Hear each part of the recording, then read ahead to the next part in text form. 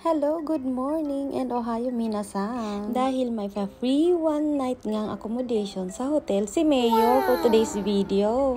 Ayun nga, umalis nga kami sa bahay ng maaga kasi malayo din ang aming lalakbayin. Dahil ang pa-free hotel ni Mayor ay sa Kagoshima. Mula dito sa amin, 5 hours din ang biyahe. Dahil free nga ito, isang barangay nga kaming pupunta doon. 5 pamilya nga pala kami. O diba ang dami? Sayang lang dahil wala nga dito si Opa. Dahil nga tanghali na, hindi pa rin kami nakakarating. Sa service area na lang kami nagtanghalian. Kasi 3 hours pa ang aming biyahe. Yung mga bata super excited. Siguro nakasampung tanong na kung malapit na daw kami. Ang dami din kasi naming hinintuan na service area. Syempre magkakaiba yung oras ng aming pagtutoilet. At nadaanan nga namin to na pagtripan lang namin si Kuya. At humirit pa ng ice cream daw itong si Kuya. Ito nga ang mahirap dito kapag summer vacation sa Japan, walang pasok. Kailangan mong ipasyal yung mga bata. Napakagastos din. Mula dito, 30 minutes na lang ang aming lalakbayin. I-fast forward na natin yan dahil nandito na kami sa hotel. Ayan, Comfort Inn pala yung hotel.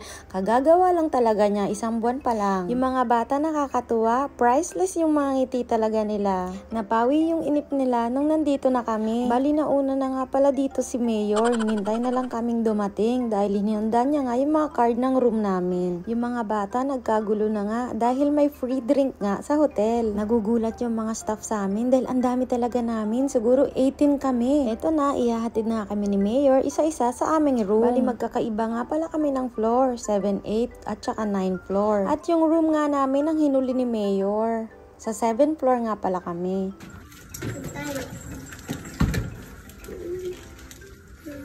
Oh! Hey! Hi! すごい。ありがとうございます。ありがとうございます。これ鍵なくさないように708の鍵、はい。3枚一応あるけど1枚置いてて、はい。差しっぱなしでもわかりました。はい。ありがとうございます。 So, ayan guys. Ito ang aming room. Ayan. Ito po ang aming room. Bubuksan natin ang bintana. Ayan, balik. Tag-iisa po kaming room. Pero ito yung pinili namin. Ayan. O, diba? Ayan. Yung kanina po, yun po yung gumawa. Yun yung gumawa guys nitong hotel na to. Kaya may free po. Kaya may free po kami. So, ito ang toilet. Masal kaya yung ano dito? Okay, ito yung ayan, nalagyan naman pag Japan. Maganda talaga ang toilet niya. May amenity siya. Ayan, meron siyang amenity. Kami lang dalawa ng anak kong bunso. Kasi si Kuya is iba naman ang ano, diba? Yayamanin, magkakaiba kami ng room. So, ayun lang.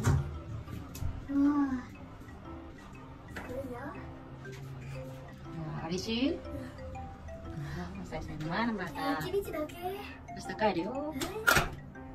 At napansin nyo ba guys, ayan, from dito sa hotel namin, nakikita ang Sakurajima Mountain. Ayan, ito po ang Yume or ano dito, pagpunta ka ng Kagoshima. At dito ay, yan, dagat. Ganon.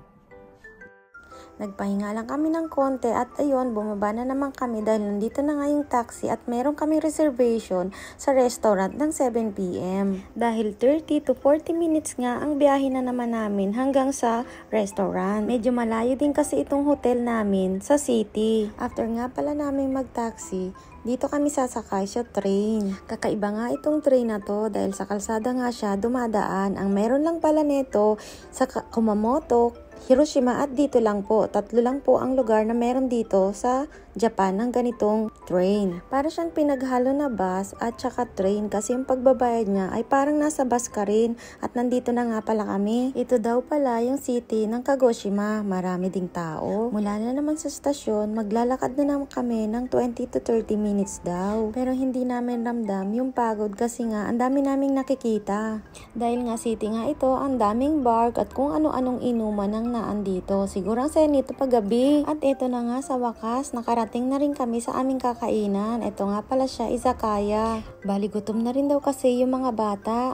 Ito nga pala yung napakagandang asawa ni Mayor. Alaberhen ang mukha niyan. Fast forward na nga dahil busog na nga kami. Nagkagulo na nga rin yung mga bata sa candy. At ito na pala yung labas. Bukas na lahat ng ilaw. At habang naglalakad nga kami dito sa Shotengai or shopping street, nadaanan nga namin itong photo hotspot daw to dito. Kaya nagpa-picture kami ng group picture. Nagbayad din kami ng 200 yen. Sa paglalakad nga namin, nadaan na naman kami dito sa game center. At dahil may kasama kami dito na napakagaling niya mag-UFO catcher, tingnan nyo.